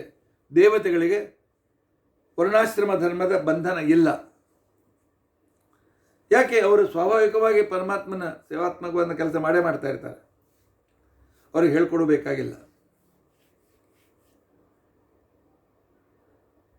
ಅಂತ. ನಮಗೆ ಎಲ್ಲ ಧರ್ಮ ಸರಿ ಇದ್ದದ್ರಿಂದಾಗಿ ನಮಗೆ ಯಾವ ಬಂಧನ ಇಲ್ಲ ಅಂತಕೊಂಡಂತ ಹೇಳಿ. ಆಗ ಧರ್ಮರಾಜ ಹೇಳ್ತಾನೆ, ಅಲ್ಪ ಭೀಮ, ಮತ್ತೆ ನನಗೆ ಸನ್ಯಾಸ ತಗೋಬೇಡ ಅಂತಂತೆಯಲ್ಲ. ಆಗ ಭೀಮ ಹೇಳ್ತಾನೆ, ಅಣ್ಣ, ಮೊದಲು ನಮ್ಮ ಧರ್ಮ ಪರಿಪಾಲನೆ ಮಾಡೋಣ. ನಾಳೆ ನಾವು ರಾಜ್ಯ ತೆಗೆದುಕೊಳ್ಳಿಕ್ಕಾಗಲಿಲ್ಲ ಏನೋ ಆಯ್ತು, ಸನ್ಯಾಸಕ್ಕೆ ಹೋಗೋಣಲ್ಲ. ಆದರೆ ಸ್ವವರ್ಣಾಶ್ರಮೋಚಿತ ಧರ್ಮ ಮೊದಲು ಮಾಡೋದು ಅನಿವಾರ್ಯವಾಗಿದೆ. ಬ್ರಾಹ್ಮಣ ವಕೀಲೆ ಆಗಿರಲಿ, ಜಡ್ಜಿ ಆಗಿರಲಿ, ಸೈನ್ಯದಲ್ಲೇ ಇರಲಿ, ಮುನ್ಸಿಪಾಲ್ಟಿಯಲ್ಲಿ ಪ್ಯೂನು ಆಗಿರಲಿ, ಏನೂ ಆಗಿರಲಿ, ಹೊಟ್ಟೆ ತುಂಬಿಸಿಕೊಳ್ಳೋಕ್ಕೋಸ್ಕರ. ಆದರೆ ಮನೆಗೆ ಬಂದ ಮೇಲೆ ಅಧ್ಯಯನ ಅಧ್ಯಾಪನಾದಿಗಳನ್ನು ಪ್ರತಿಯೊಬ್ಬನು ಮಾಡಲೇಬೇಕು. ಜ್ಞಾನವಿಲ್ಲದೆ ಯಾರಿಗೂ ಮೋಕ್ಷ ಇಲ್ಲ. ಇದನ್ನು ಪ್ರತಿಯೊಬ್ಬರು ತಪ್ಪದೆ ಅರ್ಥ ಮಾಡಿಕೊಳ್ಳಬೇಕು. ದೇವತೆಗಳಾದ ನಮಗೆ ಮಾತ್ರ ಈ ಬಂಧನ ಇಲ್ಲ. ಅವ್ರಿಗೆ ಕಲಿಸೋದಕ್ಕೋಸ್ಕರ ಈ ರೀತಿಯ ವಿಚಾರವನ್ನು ತಿಳಿಸಿದ್ದೇವೆ. ಏನೇ ಇರಲಿ, ಅವನು ಬ್ರಾಹ್ಮಣನೇ ಆಗಲಿ, ಕ್ಷತ್ರಿಯನೇ ಆಗಲಿ, ವೈಶ್ಯನೇ ಆಗಲಿ, ಶೂದ್ರನಾಗಿರಲಿ, ವಿಷ್ಣು ಭಕ್ತನಾಗಲೇಬೇಕಾದದ್ದು ಅನಿವಾರ್ಯ. ಸರ್ವವರ್ಣೈ ವಿಷ್ಣುರೇವಾಭಿಪೂಜ್ಯ. ಎಲ್ಲ ವರ್ಣದವರು ಹರಿಸರ್ವೋತ್ತಮ ವಾಯುಜೀವೋತ್ತಮ ಹೇಳಲೇಬೇಕು.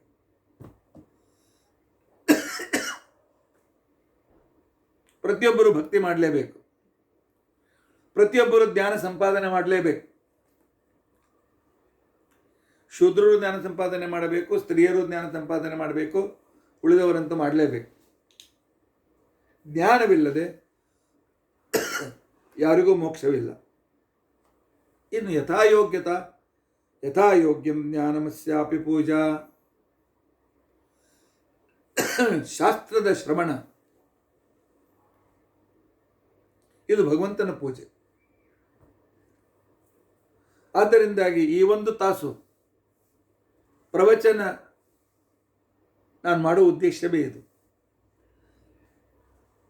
ಇದನ್ನು ಶ್ರವಣ ಮಾಡಿರ್ತಕ್ಕಂಥ ನಿಮಗೂ ಪೂಜೆ ಮಾಡಿದ ಪುಣ್ಯ ತಪ್ಪದೇ ಸಿಗ್ತದೆ. ಯಾಕೆ? ಪರಮಾತ್ಮನ ಮಹಿಮೆ ಕೇಳುವುದು ದೊಡ್ಡ ಪುಣ್ಯದ ಕೆಲಸ.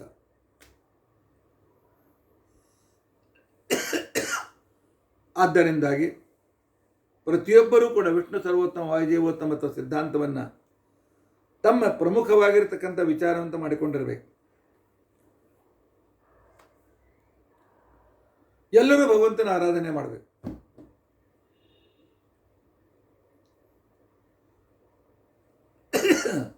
ಬ್ರಾಹ್ಮಣನಲ್ಲಿ ಪ್ರತಿಮಾರ್ಚನೆ ಮತ್ತು ಬ್ರಾಹ್ಮಣ ಕ್ಷತ್ರಿಯರಿಗೆ ಪ್ರತಿಮಾರ್ಚನೆ ಗ್ರಾಹ್ಯವಾಗಿದೆ. ಅದಕ್ಕೋಸ್ಕರವೇ ಇವರೆಲ್ಲ, ಆನಂತರ ಸೀತಾದೇವಿ, ಆನಂತರ ಪಾಂಡುದೇವರು, ಆನಂತರ ದ್ರೌಪದಿ ದೇವಿ, ಇವತ್ತೇನು ಉತ್ತರಾಯಣ ಮಠದಲ್ಲಿ ಮೂಲರಾಮದೇವರ ಪ್ರತಿಮೆ ಏನಿದೆ ಅದನ್ನು ಇವರೆಲ್ಲ ಪೂಜೆ ಮಾಡಿದ್ದಾರೆ. ಬ್ರಾಹ್ಮಣ ಕ್ಷತ್ರಿಯ ಆಗಿರ್ತಕ್ಕಂಥ ಎಲ್ಲರೂ ಪೂಜೆ ಮಾಡಿದ್ದಾರೆ. ಆದರೆ ಈ ವಿನಾಯಕ ದೇವಾಂಶ ಸಂಭೂತರಾಗಿರ್ತಕ್ಕಂಥ ವ್ಯಕ್ತಿಗಳಿಗೆ ಮಾತ್ರ ಇದೆ ಹೊರತು ಉಳಿದವರಿಗೆ ಇಲ್ಲ. ಇದನ್ನು ನಾವು ತಪ್ಪದೇ ತಿಳಿದುಕೊಳ್ಳಬೇಕು. ಇನ್ನು ತ್ವಮೇವ ಮಾತಾ ಚ ಪಿತಾ ತ್ವಮೇವ ಅಂತ ಹೇಳಿದಂತೆ ಎಲ್ಲ ವರ್ಣದವರಿಗೂ ಕೂಡ ತಂದೆ, ಗುರು, ದೈವತ ಶ್ರೀಹರಿಯಾಗಿದ್ದಾನೆ. ಅವನ ಅನುಗ್ರಹವಾದರೆ ಉಳಿದ ದೇವತೆಗಳು ಕೂಡ ನಮಗೆ ಅನುಗ್ರಹ ಮಾಡ್ತಾರೆ. ಪರಮಾತ್ಮನ ಪೂಜೆಯ ಜೊತೆಯಲ್ಲಿ ತಾರತಮ್ಯಾನುಸಾರವಾಗಿ ನಮಗಿಂತ ಹಿರಿಯರಿದ್ದರೆ ಎಲ್ಲರ ಪೂಜೆ ಮಾಡಲೇಬೇಕು, ತಾರತಮ್ಯಾನುಸಾರ ಮಾಡಲೇಬೇಕು.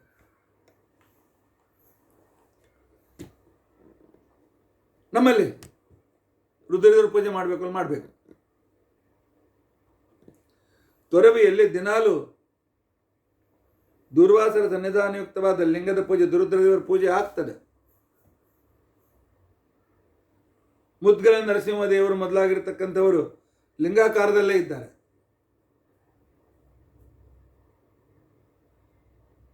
ಆದ್ದರಿಂದಾಗಿ ಎಲ್ಲರೂ ತಪ್ಪದೇ ಸರ್ವೋತ್ತಮ ಅಂತೇಳಿ ಪರಮಾತ್ಮನ ಪೂಜೆಯನ್ನು ಮಾಡಲೇಬೇಕು. ವೈಷ್ಣವರು ರುದ್ರದೇವರ ಪೂಜೆಯನ್ನು ಮಾಡಬೇಕು ತಪ್ಪದೆ, ಶೇಷ ರೂಪದಿಂದ ದಿನಾಲು ಮಾಡಬೇಕು. ಇಲ್ಲ ರುದ್ರದೇವರ ಒಂದು ಚಿಹ್ನೆಯನ್ನು ಇಟ್ಟುಕೊಂಡು ಕೂಡ ಪೂಜೆ ಮಾಡಲಿಕ್ಕೆ ಬರ್ತದೆ. ಯಾಕೆ? ಮನೋ ಅಭಿಮಾನಿ ದೇವತೆ. ಆದರೆ ನಮ್ಗೆ ಆ ಅಧಿಕಾರ ಕೊಟ್ಟಲ್ಲಿ, ಈ ಅಧಿಕಾರ ಕೊಟ್ಟಲ್ಲಿ ನಾವು ಹೇಳೋದು ಬಿಟ್ಬಿಡ್ಬೇಕು. ಎಲ್ಲ ದೇವತೆಗಳ ಪೂಜೆ ಅನಿವಾರ್ಯ. ಗಣಪತಿ ಪೂಜೆಯನ್ನು ಮಾಡಬೇಕು, ಗೌರಿ ಪೂಜೆಯನ್ನು ಮಾಡಬೇಕು, ನವಗ್ರಹ ಪೂಜೆಗಳನ್ನು ಮಾಡಬೇಕು. ಕಕ್ಷೆಯ ಕೊನೆಯಲ್ಲಿರ್ತಕ್ಕಂಥ ಪುಷ್ಕರನ ಪೂಜೆಯನ್ನು ನಾವು ಮಾಡಬೇಕು. ಯಾಕೆ? ಅವರು ದೇವತೆಗಳು. ಎಲ್ಲ ದೇವತೆಗಳ ಪೂಜೆಯನ್ನು ಮಾಡಬೇಕು ಅಂತ ಜಗತ್ತಿಗೆ ತಿಳಿಸಿಕೊಟ್ಟಿರ್ತಕ್ಕಂಥವರು ಶ್ರೀಮದಾಚಾರ್ಯರು. ಓಂ ನಮಃ ಶಿವಾಯ ಅಂತಕೊಂಡಂತಕ್ಕಂತಹ ಆ ಮಂತ್ರವನ್ನು ಜಗತ್ತಿಗೆ ಕೊಟ್ಟಿರ್ತಕ್ಕಂಥವರು ಶ್ರೀಮದಾಚಾರ್ಯರು. ನೆನಪಿಟ್ಟು 72 ಮಹಾಮಂತ್ರಗಳಲ್ಲಿ ಓಂ ನಮಃ ಶಿವಾಯ ಮಂತ್ರನೂ ಇದೆ, ಗಣಪತಿ ಮಂತ್ರನೂ ಇದೆ, ಕಾರ್ತಿಕೇಯನ ಮಂತ್ರನೂ ಇದೆ.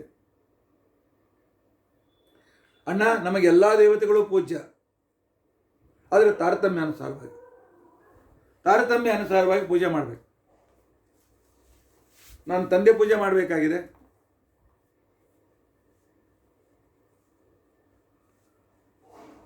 ಆದರೆ ಸ್ವಾಮಿಗಳು ಬಂದಿದ್ದಾರೆ, ಸ್ವಾಮಿಗಳ ಎದುರಿಗೆ ನಾನು ತಂದೆ ಪೂಜೆ ಮಾಡ್ಬೋದಾ? ಇಲ್ಲ. ಮೊದಲು ದೊಡ್ಡವ್ರ ಪೂಜೆ, ದೊಡ್ಡವ್ರ ಎದುರಿಗೆ ಸಣ್ಣವ್ರ ಪೂಜೆ ಇಲ್ಲ. ಇಲ್ಲ ಪುಂಡಲೀಕನ ಕಥೆ ಹೇಳ್ತಾರಲ್ಲ, ತಂದೆ ತಾಯಿ ಸೇವೆ ಮಾಡುವಾಗ ವಿಠ್ಠಲ ಬಂದರೆ 2 ಇಟ್ಟಿಗೆ ಕೊಟ್ಟ ಅಂತ ತಿಳ್ಕೊಂಡಂತೇಳಿ, ಇಟ್ಟಿಗೆ ಮೇಲೆ ನಿಂತ ದೇವ ಅಂತ ತಿಳ್ಕೊಂಡಂತ ವರ್ಣನೆ ಇದೆ. ಅವನು ಮಾಡಿದ ಸರಿಯೇ? ಅದು ಅವನ ವಿಷಯದಲ್ಲಿ ಸರಿ. ಯಾಕೆಂತಂದ್ರೆ ಅವನಿಗೆ ತಂದೆ ತಾಯಿಗಳಲ್ಲಿ ಭಗವಂತನನ್ನೇ ಕಾಣ್ತಾ, ತಂದೆ ತಾಯಿಗಳಲ್ಲಿ ಭಗವಂತನನ್ನೇ ಕಾಣ್ತಾ ಪೂಜೆ ಮಾಡ್ತಾ ಇದ್ದ, ಅವನು ಅವರ ಸೇವೆ ಮಾಡ್ತಾ ಇದ್ದ. ಯಾಕೆ? ಅವನಿಗೆ ಆ ಅಧಿಷ್ಠಾನದಲ್ಲಿ ಮಗನಾಗಿರ್ತಕ್ಕಂಥವನಿಗೆ ಅಲ್ಲಿ ಅಧಿಷ್ಠಾನದಲ್ಲಿ ಭಗವಂತನ ಪೂಜೆ ಶ್ರೇಷ್ಠ. ಅದಕ್ಕೋಸ್ಕರ ದೇವರು ಪ್ರತಿಮಾರೂಪದಿಂದ ಬಂದಾಗ ಪೂಜೆ ಮಾಡ್ತಾನೆ, ಸ್ವಲ್ಪ ತಿನ್ನಲ್ಲು ಅಂತಿಕೊಂಡು ಅಂತ ಹೇಳ್ದ. ಇನ್ನು ಅನುಸಂಧಾನ ಇಲ್ಲದೆ ಇರತಕ್ಕಂಥ ನಮಗಂತೂ ನಾವು ವ್ಯಾವಹಾರಿಕವಾಗಿರ್ತಕ್ಕಂಥ ತಾರತಮ್ಯ ತಪ್ಪದೇ ಸ್ವೀಕಾರ ಮಾಡಬೇಕು, ಬೇರೆ ದಾರಿ ಇಲ್ಲ. ಹಾಗಿದ್ದರೆ ಮಾತ್ರ ಪರಮಾತ್ಮ ನಮ್ಮ ಮೇಲೆ ಅನುಗ್ರಹ ಮಾಡ್ತಾನೆ. ಏತೈರ್ಧರ್ಮೈರ್ ವಿಷ್ಣುನಾ ಪೂರ್ವಕೃಪ್ತೈ ಸರ್ವೈ ವರ್ಣೈರ್ ವಿಷ್ಣುರೇವಾವಿ ಪೂಜ್ಯ ತದ್ಭಕ್ತಿರೇವಾಖಿಲಾನಾಂ ಧರ್ಮೋ ಯಥಾಯೋಗ್ಯಂ ಜ್ಞಾನಮಸ್ಯಾಪಿ ಪೂಜಾ. ಇದನ್ನು ಮಾತ್ರ ನಾವು ಎಂದಿಗೂ ಮರಲಿಕ್ಕಿಲ್ಲ. ಎಲ್ಲ ವರ್ಣದವರು ಪರಮಾತ್ಮನ್ನೇ ಸರ್ವೋತ್ತಮ ಪೂಜೆ ಮಾಡಬೇಕು. ವಿಷ್ಣು ಸರ್ವೋತ್ತಮ, ವಾಯುಜೀವೋತ್ತಮ, ಇದು ನಮ್ಮ ಮೂಲ ಮಂತ್ರವಾಗಿರಬೇಕು. ಅದರ ಜೊತೆಯಲ್ಲಿ ಉಳಿದ ದೇವತೆಗಳನ್ನು ತಪ್ಪದೇ ನಾವು ಪೂಜೆ ಮಾಡಲಿಕ್ಕೆ ಬರ್ತದೆ, ಅವಶ್ಯವಾಗಿ ಮಾಡಬಹುದು. ಅದನ್ನು ಶಾಸ್ತ್ರ ತಿಳಿಸಿಕೊಡ್ತದೆ. ತನ್ನ ತಂದೆ, ಗುರು, ಪರಮದೇವತಾ, ವಿಷ್ಣು ಸರ್ವೋತ್ತಮ ಇತ್ಯಾದಿಗಳು ವಿಶಿಷ್ಟತೆಯಿಂದ ಯುಕ್ತನಾಗಿರ್ತಕ್ಕಂಥ ಪರಮಾತ್ಮನು ಒಬ್ಬರ ಭಕ್ತಿಗೆ ಅವನೇ ಮುಖ್ಯ ಕಾರಣೀಭೂತನಾಗಿದ್ದ. ಅವನ ಮುಖಾಂತರ ದೇವತೆಗಳು, ಅವನೆಲ್ಲ ಎಲ್ಲ ದೇವತೆಗಳು ಪೂಜೆ ಮಾಡುವಾಗಲೂ ಅವರ ಅಂತರ್ಗತವಾಗಿರ್ತಕ್ಕಂಥ ಪರಮಾತ್ಮನನ್ನು ನೆನಪಿನಲ್ಲಿಟ್ಟುಕೊಳ್ಳೋದು ಅತ್ಯಂತ ಯೋಗ್ಯವಾಗಿದೆ.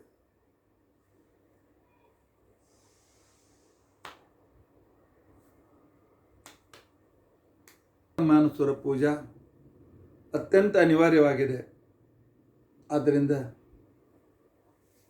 ಧರ್ಮರಾಜ ಹೇಳ್ದ, ಭಾಳ ಒಳ್ಳೇದು ಮಾಡಿದೆ, ಮೇಲೆ ದೇವ್ರ ಪೂಜೆ 8 ತಾಸು ಮಾಡ್ತೇನೆ ಅಂತ ಹೇಳಿದಾಗ ಭೀಮಸೇನ ಕೇಳ್ದ, ಇಲ್ಲ, ವರ್ಣಾಶ್ರಮೋಚಿತವಾದ ರೀತಿಯಿಂದ ಪರಮಾತ್ಮನ ಆರಾಧನೆ ಮಾಡಬೇಕು. ನಾವು ಕ್ಷತ್ರಿಯರು, ನಮ್ಮ ಧರ್ಮ ದುಷ್ಟನ ನಿಗ್ರಹವೇ ಇದು ಭಗವಂತನ ಪೂಜೆ. ಸಜ್ಜನರ ಪಾಲನೆ ಭಗವಂತನ ಪೂಜೆ, ಧರ್ಮ ಸಂಸ್ಥಾಪನೆ ಇದು ನಮ್ಮ ಮಾಡುವ ಭಗವಂತನ ಪೂಜೆ. ಇದನ್ನು ಮಾಡಿ ಉಳಿದು ಬೇಕಾದನ್ನು ಮಾಡೋಣ. ಆದ್ದರಿಂದಾಗಿ ವರ್ಣಕ್ಕೆ ಅನುಸಾರವಾಗಿರತಕ್ಕಂಥ ರಹಸ್ಯ ಈ ರೀತಿಯಾಗಿದೆ. ಭೀಮ ಹೇಳಿದ ನೆನಪಿಟ್ಟುಕೊಳ್ಳಿ, ಎಷ್ಟೆಷ್ಟು ಧರ್ಮಗಳು ಅಂತ ಹೇಳಲ್ಪಟ್ಟಿವೆಯೋ ಎಲ್ಲ ಧರ್ಮಗಳನ್ನು ನಾವು ಪರಿಪಾಲನೆ ಮಾಡಬೇಕು.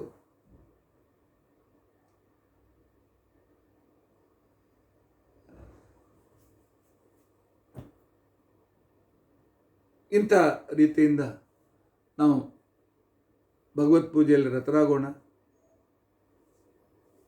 ನಮ್ಮ ವರ್ಣಾಶ್ರಮೋಚಿತವಾದ ರೀತಿಯಿಂದ ಪರಮಾತ್ಮನ ಪೂಜೆಯನ್ನು ಮಾಡೋಣ, ಭಗವಂತ ಅನುಗ್ರಹವನ್ನು ಪಡೆಯೋಣ. ಅಣ್ಣ, ಯುದ್ಧ ನಮ್ಮ ಕರ್ತವ್ಯ, ಮಾಡೋಣ ಅಂಥೇಳಿ ಭೀಮನು, ಈ ವಾದ ಇನ್ನೂ ವಿಸ್ತಾರವಾಗಿದೆ, ಸ್ವಲ್ಪ ನಾಳಿನ ದಿವಸ ನಾನು ಹೇಳ್ತೇನೆ. ಭೀಮ ಎಂಥ ಅದ್ಭುತವಾದ ಕೀರ್ತನ ಪರಮಾತ್ಮನ ಉಪದೇಶ, ಪರಮಾತ್ಮನ ಮಹಿಮೆ ಉಪದೇಶ ಮಾಡಿದ್ನಲ್ಲ, ಅದಕ್ಕೆ ಮೂರ್ತಿಮಂತ ಅಂತ ಯಾಕನ್ಬಾರ್ದು ಅಂತೇಳಿ ಶ್ರೀಮದಾಚಾರ್ಯರು ಅವನನ್ನು ಭಕ್ತಿ, ಜ್ಞಾನ ಇವುಗಳಿಗೆ ಅಧಿಪತಿಯನ್ನಾಗಿ ಮಾಡಿದ್ದ. ಉಳಿದದ್ದು ನಾಳಿನ ದಿವಸ ತಿಳ್ಕೊಳ್ಳಿಕ್ಕೆ ಪ್ರಯತ್ನಿಸೋಣ. ಇತಿ ಅದ್ಯ ಕಥಾ ಪ್ರಸಕ್ತಿ. ಉಗ್ರಂ ವೀರಂ ಮಹಾವಿಷ್ಣುಂ ಜ್ವಲಂತಂ ಸರ್ವತೋಮುಖಂ ನೃಸಿಂಹಂ ಭೀಷಣಂ ಭದ್ರಂ ಮೃತ್ಯುಂ ನಮಾಮ್ಯಹಂ. ಅಚ್ಯುತಾನಂತ ಗೋವಿಂದ ಸ್ಮೃತಿ ಮಾತ್ರಾರ್ಥನಾಶನ ರೋಗಾನ್ಮೇ ನಾಶಯಾಶೇಷ ಆಶುಧನ್ವಂತರೆ ಹರೆ. ಅಚ್ಯುತಾನಂತ ಗೋವಿಂದ ನಾಮೋಚ್ಚಾರಣ ಭೇಡಜಾತ್ ನಶ್ಯನ್ ಸಕಲಾ ರೋಗಾ ಸತ್ಯಂ ಸತ್ಯಂ ವದಾಮ್ಯಹಂ. ಅಕ್ಷಯಂ ಕರ್ಮ ಯಸ್ಮಿನ್ ಪರೇ ಸ್ವರ್ಪಿತಂ ಪ್ರಕ್ಷಯಂ ಯಾಂತಿ ದುಃಖಾನಿ ಅನ್ನಾಮತಃ. ಅಕ್ಷರೋ ಯೋಜನ ಸರ್ವದೇವಾಮತಃ ಉಕ್ಷಗಮ್ಯಸ್ತು ವಿಶ್ವ ಸದಾಜಾಧಿಕಂ ಪ್ರೀಣಯಾಮ ವಾಸುದೇವಂ ದೇವತಾಮಲಕ್ಷ್ಮಣೋ. ಅಕ್ಷಯಂ ಕರ್ಮ ಯಸ್ಮಿನ್ ಪರೇ ಸ್ವರ್ಪಿತಂ ಪ್ರಕ್ಷಯಂ ಯಾಂತಿ ದುಃಖಾನಿ ಅನ್ನಾಮತಃ. ಅಕ್ಷರೋ ಯೋಜನ ಸರ್ವದೈವಾಮೃತಃ ಕುಕ್ಷಿಗಮ್ಯಸ್ತ ವಿಶ್ವಂ ಸದಾಜಾಧಿಕಂ ಪ್ರೀಣಯಾಮೋ ವಾಸುದೇವಂ ದೇವತಾಮಂಡಲಾಖಂಡಮಂಡನ. ಶ್ರೀಕೃಷ್ಣಾರ್ಪಣಮಸ್ತು.